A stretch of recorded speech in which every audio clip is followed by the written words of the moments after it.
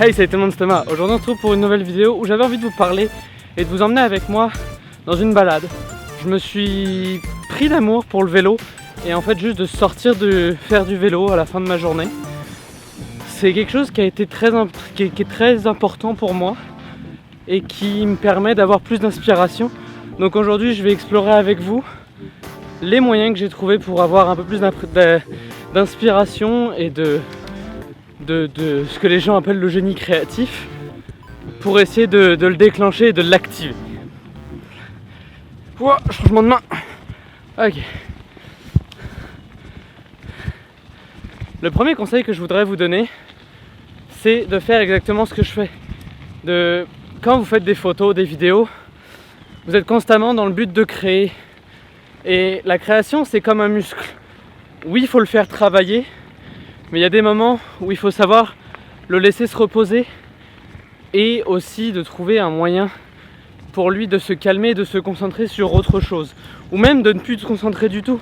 Alors vous pouvez aller prendre une marche, faire un tour de vélo et essayer de vous vider un peu l'esprit comme vous le pouvez pendant le temps que vous pouvez. Ça peut être même juste 5, 10, 15 minutes. C'est toujours ça de prix. Et honnêtement, je le vois au jour le jour.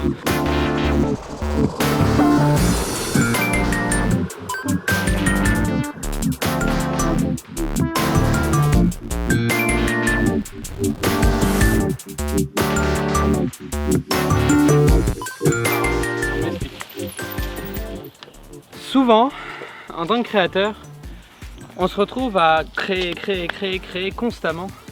Et au final, on rentre dans une sorte de blocage créatif. Si vous voulez, j'avais fait une vidéo dessus l'année dernière. Je suis passé à travers un énorme blocage créatif où j'avais plus envie de faire de photos, j'avais plus envie de faire de vidéos. Je me demandais même si jamais la vidéo et la photo c'était fait pour moi et si jamais je devais pas arrêter. En tant que créateur, on se retrouve constamment à créer. Et ça peut être compliqué parfois d'avoir constamment cette espèce de machine qui tourne sans cesse, à constamment réfléchir à de nouvelles idées, à penser aux projets sur lesquels on est, les projets sur lesquels on travaille, à préparer des projets et à se projeter dans le futur en créant des projets.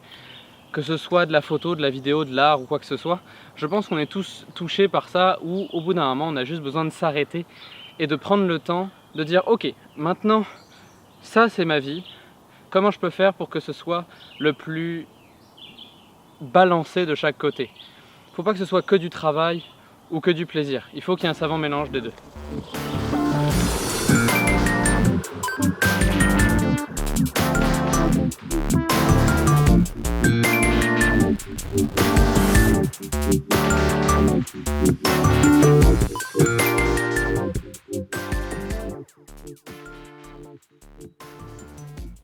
Ouh. Oh, il y a tellement de bestioles. Le deuxième conseil que j'ai pour vous, c'est d'essayer quelque chose de différent. Si jamais vous avez jamais, n'importe quoi,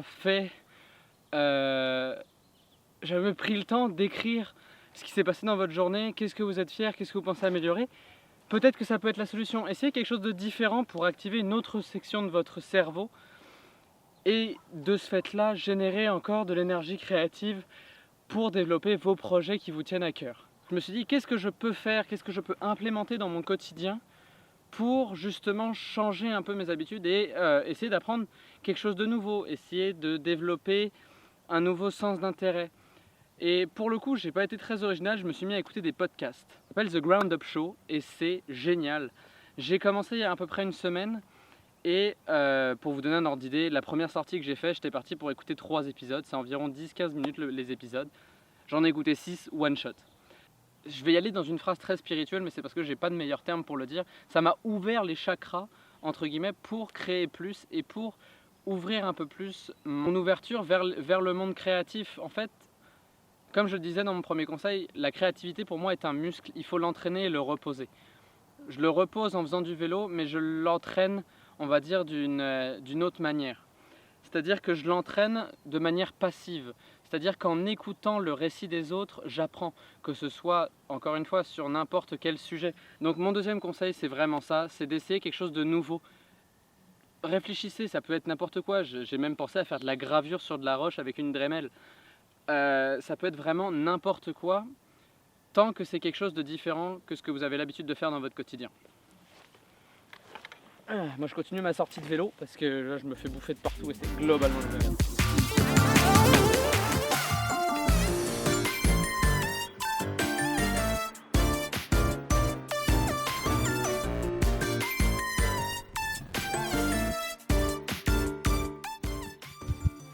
Mon troisième conseil, je vais le faire en marchant, je vais poser le vélo.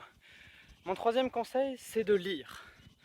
Pourquoi lire? Eh bien écoutez, ça va vous paraître bizarre, mais pour moi la lecture m'a ouvert un champ des possibles. Lisez sur ce qui vous intéresse, un peu dans le même type que le podcast.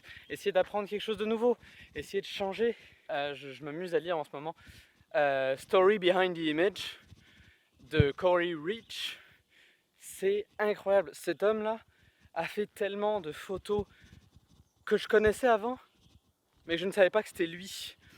Et le fait de voir que cet homme-là a réussi en ce moment, la vie que j'aimerais mener, c'est super motivant pour moi et ça me force à continuer à justement développer ce que je suis en train de faire et de me dire que c'est pas une mauvaise chose que ce